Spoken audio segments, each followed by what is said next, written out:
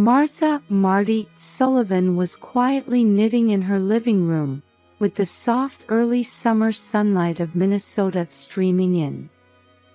The serenity she'd cultivated over her 65 years of life was evident in her demeanor. However, this peaceful moment was abruptly shattered by the sudden ringing of the telephone. Picking up the receiver, she heard her son Nathan's voice. "Mom, can you come to the hospital right away? It's about Zoe." His voice was trembling. Marty's heart began to race. Upon arriving at the hospital, Nathan and his wife Vanessa were waiting in the lobby with tense expressions. While baby Zoe, just 1 month old, was undergoing tests, the family waited in anxious silence. When the doctor appeared, he quietly announced, "We've discovered that Zoe has a congenital brain disorder." Those words froze the air in the room. Vanessa was the first to react. "What do you mean? Are you saying our baby isn't normal?" Her voice was a mix of anger and fear. The doctor carefully continued his explanation. "It's a condition that may affect brain development. Early intervention and appropriate treatment will be crucial." Nathan collapsed into a chair. "What are we supposed to do now?" Tears glistened in his eyes. Marty took a deep breath, trying to maintain her composure. "It'll be all right. We'll get through this together." However, her words didn't seem to reach Nathan and Vanessa's hearts. From that day on, the family atmosphere changed drastically. Nathan and Vanessa began to shirk their responsibilities in caring for Zoe, and often started arguments. "Why did this have to happen?" Vanessa cried out one night. "All I wanted was a normal baby." Nathan couldn't hide his irritation either. "We're not prepared to shoulder such a heavy burden." Marty, cradling her granddaughter, was pained by the young couple's words. "Zoe is our treasure. She's precious to us, even with her disability." But her words didn't resonate with the young couple. As they considered treatment options at Mayo Clinic, Nathan and Vanessa's attitudes grew increasingly cold. They refused to participate in treatment discussions and left Zoe's care entirely to Marty. "Nate, Vanessa, let's work together for Zoe's sake," Marty urged repeatedly. But their responses were always curt. One day, when Marty returned from shopping, she found Nathan and Vanessa packing their bags. "What's going on?" she asked, to which Nathan coldly replied, "We need a break." Feeling anxious, Marty said, "I understand. But please come back soon. Zoe needs her parents." After Nathan and Vanessa left, a heavy silence settled over the house. As Marty watched the sleeping Zoe, she couldn't help but feel anxious about the future. However, listening to her granddaughter's soft breathing, she steeled her resolve. "It's all right, Zoe. Grandma's here for you." Outside the window, the summer twilight in Minnesota gently enveloped the city. Marty quietly said a prayer, preparing for the difficult days ahead. The time had come to test the bonds of family. A week passed since Nate and Vanessa had left for their break. Marty had been waiting every day for a call or message from them, but the phone remained silent. One morning, Marty was startled awake by the sudden sound of the doorbell. When she opened the door, there stood Nate and Vanessa. However, their eyes lacked the warmth they once had. "Welcome back," Marty greeted them, but the two entered the house without a word. Vanessa headed straight for Zoe's room and picked up the baby. Marty felt relieved seeing this, but the next moment, she froze at Vanessa's words. "Nate, let's go." "Where are you going?" Marty asked, to which Nate coldly replied, "Just for a drive." Despite feeling uneasy, Marty saw them off. However, even after the car had driven away, a warning bell continued to ring in her heart. Time passed, the day grew late, but they didn't return. Growing anxious, Marty called Nate's cell phone several times, but there was no answer. As twilight fell, she finally heard the sound of a car. Marty sighed with relief as she headed to the door. However, what appeared before her were Nate and Vanessa without Zoe. "Where's Zoe?" Marty's voice trembled. Nate and Vanessa looked at each other, and then Nate spoke. "She's gone." "What do you mean?" The blood drained from Marty's face. Vanessa coldly declared, "We don't want this brat. We left her at the Lake Harriet campground." Marty couldn't believe her ears. "You're joking, right?" But there was no hint of jest in their expressions. "How could you do such a thing?" Marty cried out. Nate and Vanessa, expressionless, began to pack their bags. "Where are you going?" Marty demanded, to which Nate coldly answered, "We're not coming back." "Goodbye, Mom." After they left, Marty was momentarily stunned before coming to her senses. "Zoe!" She quickly jumped into her car and headed for Lake Harriet. The day had completely darkened, and the surroundings were enveloped in darkness. Upon reaching the campground, Marty searched desperately with a flashlight in hand. "Zoe! Zoe!" From between the trees, she heard a faint cry. Marty moved towards the sound and finally found Zoe wrapped in a blanket at the base of a large tree. "Oh, thank goodness." Marty picked up Zoe with tears streaming down her face. However, her relief was short-lived as she noticed how cold Zoe's body was. "Hang in there, Zoe. Grandma's here for you." Marty quickly put Zoe in the car and headed for the hospital. On the way, she called the police to report Nate and Vanessa's actions. At the hospital, while the doctors treated Zoe, Marty continued to pray in the waiting room. After what seemed like an eternity, the doctor appeared. "Mrs. Sullivan, Zoe's life is out of danger. It's a good thing you found her so quickly." At those words, Marty nearly collapsed on the spot. The next day, she received a call from the police informing her that Nate and Vanessa had been detained at the airport. While harboring complex feelings, Marty decided to focus solely on Zoe for now. Holding Zoe in the hospital room, Marty made a vow. "I'll never let anyone hurt you again. Grandma will always protect you." Outside the window, the light of a new day was beginning to shine.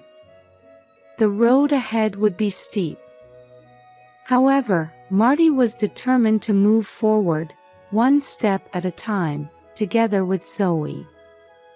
Several weeks had passed since the terrifying incident at Lake Harriet. Marty sat across from the hospital's social worker, taking a deep breath. "Mrs. Sullivan, Are you ready to become Zoe's guardian? Marty answered without hesitation. Yes, I'll raise her. Nate and Vanessa had been charged with child abandonment and were awaiting trial.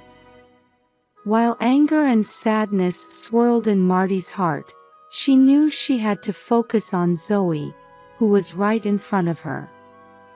The guardianship process was more complex than she had anticipated.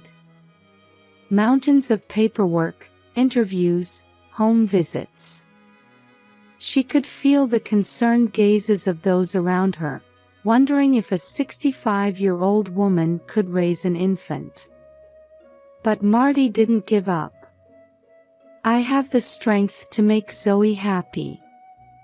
I will certainly raise her well.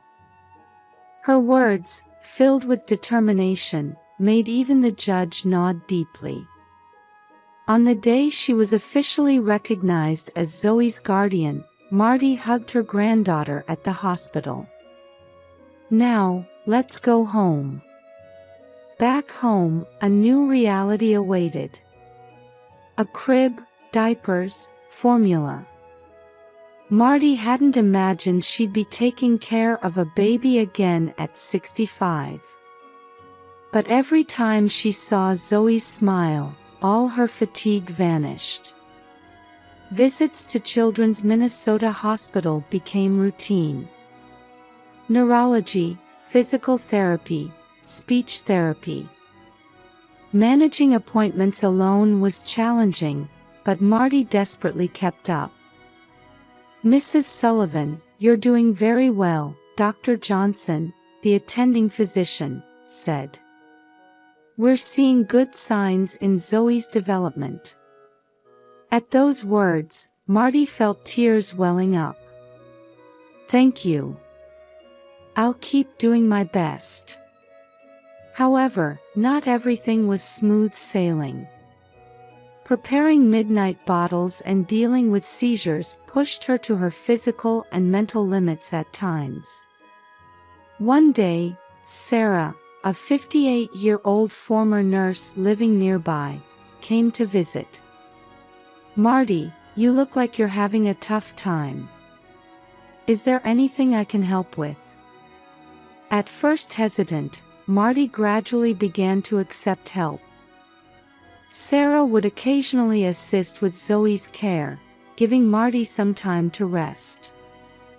The church community also became a big support. After Sunday Mass, many people would approach her. Do you need anything? Is there anything we can do?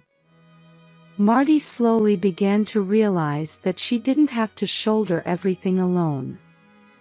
One day, Zoe called out, "Mama," for the first time. Marty's heart swelled with joy. That's right, I'm Grandma, she replied, while feeling a twinge of loneliness.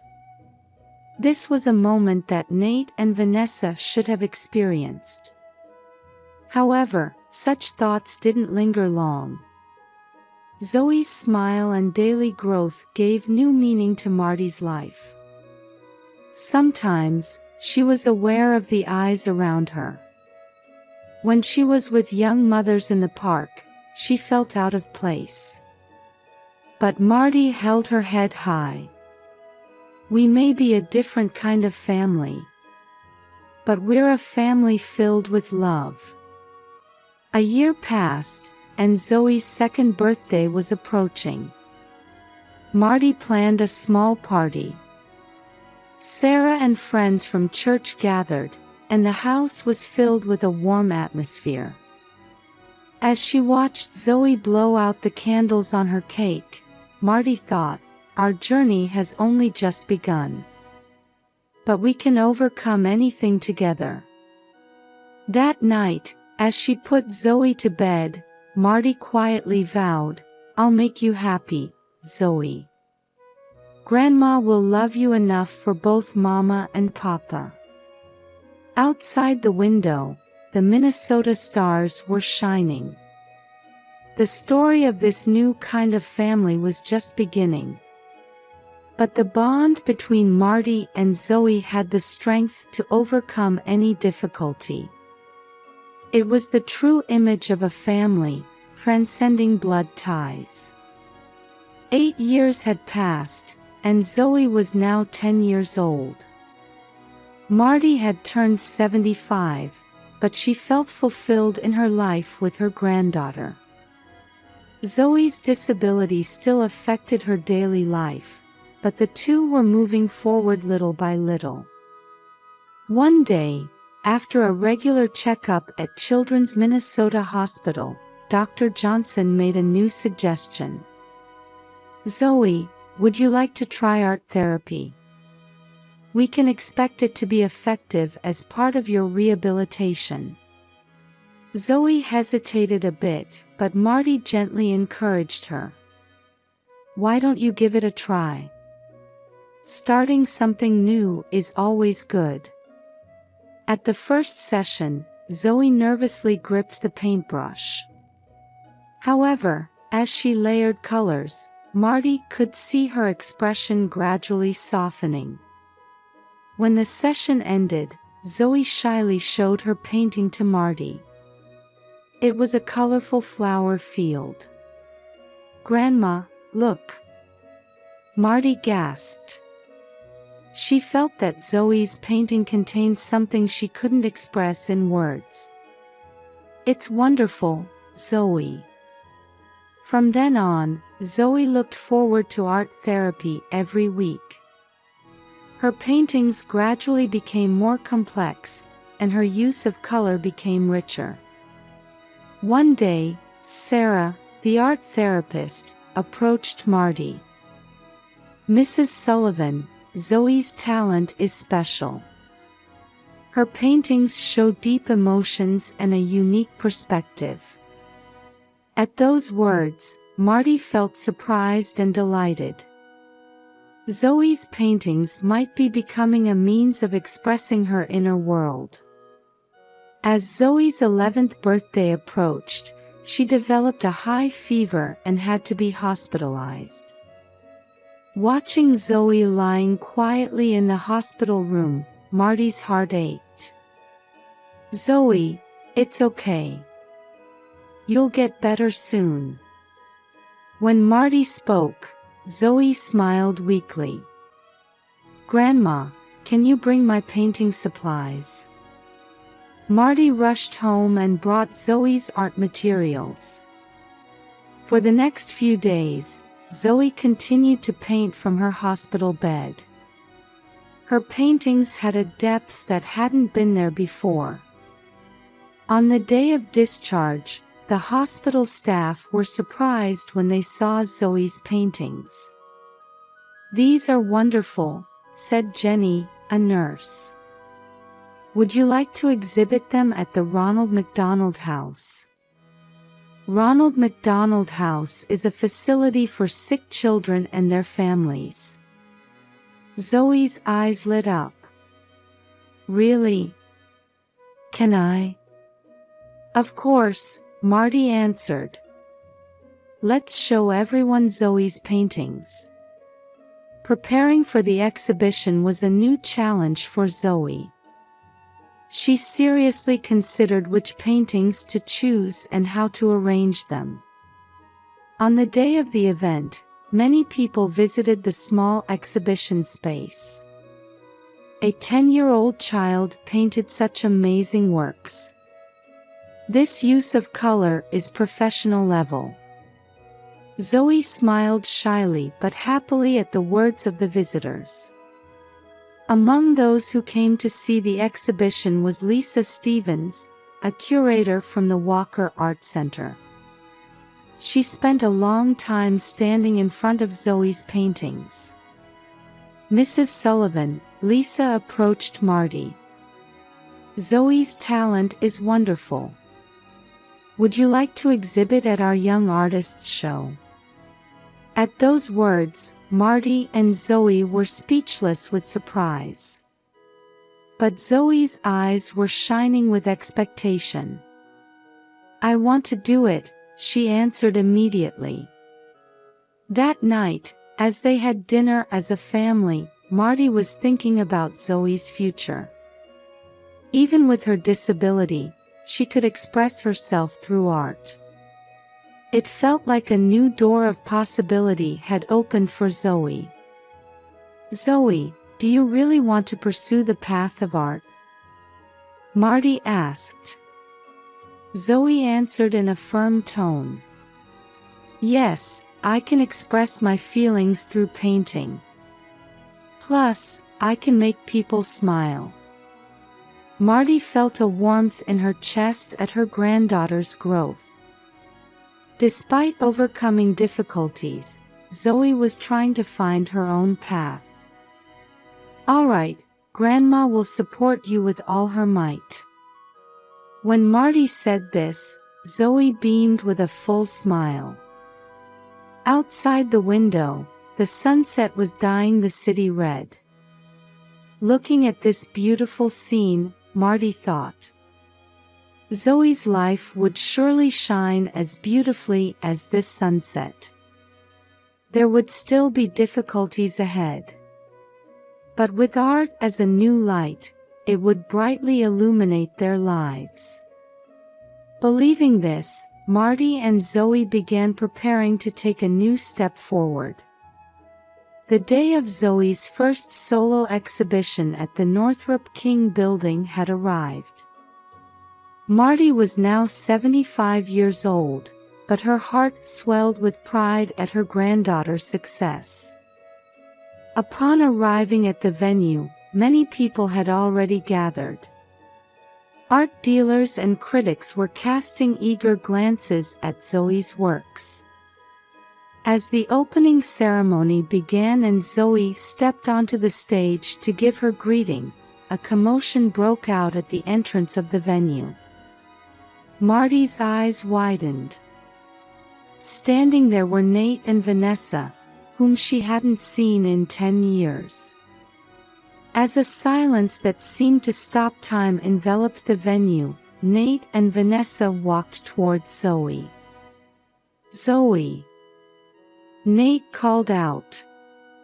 We've come back."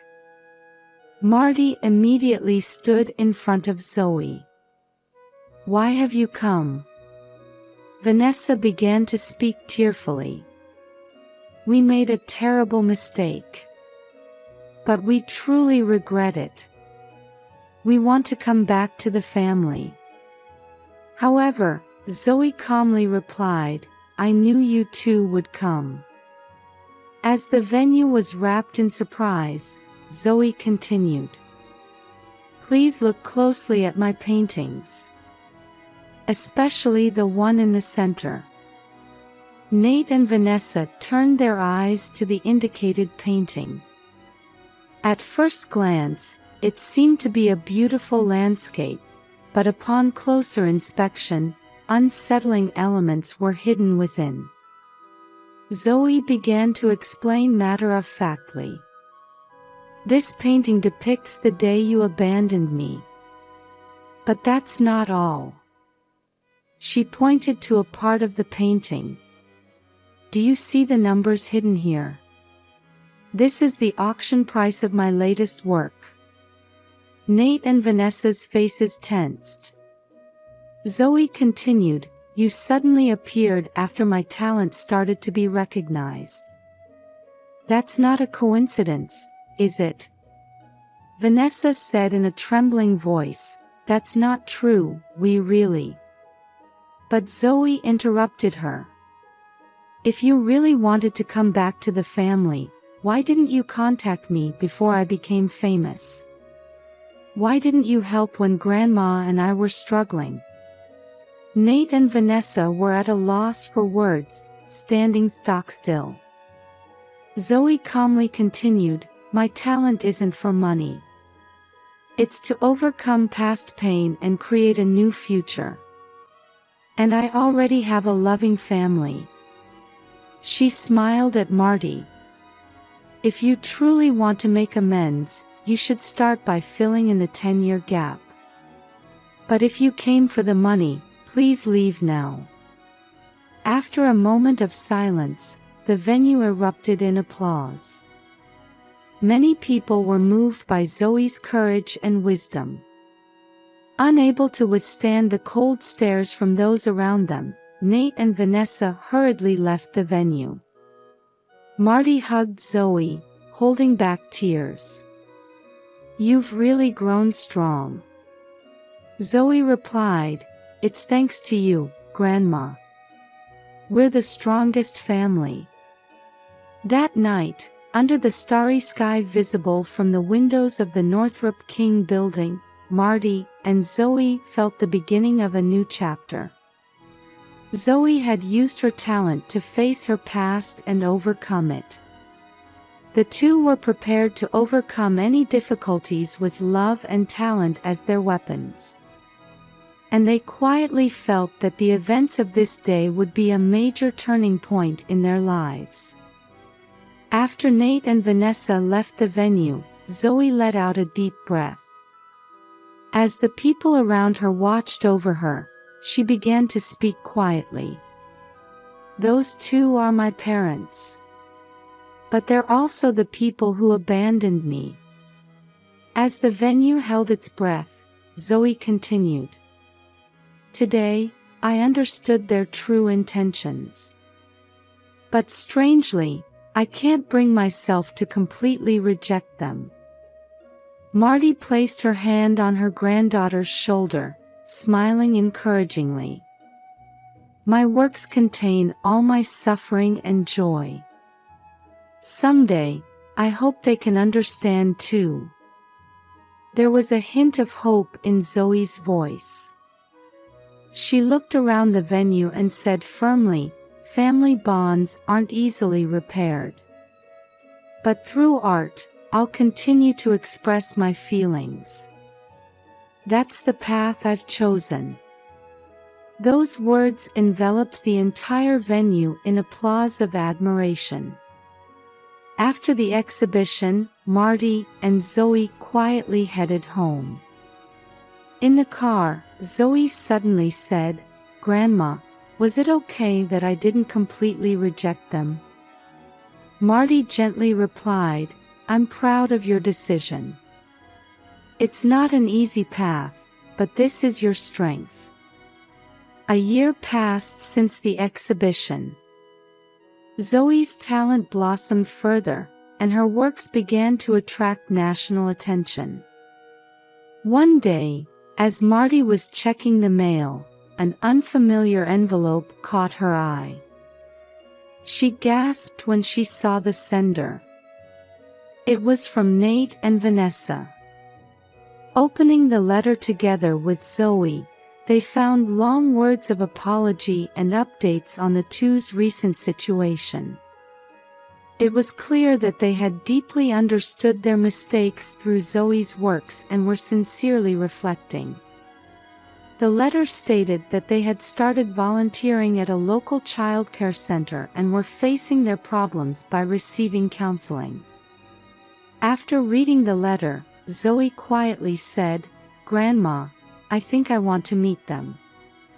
Later, the reunion with Nate and Vanessa was filled with tension and emotion.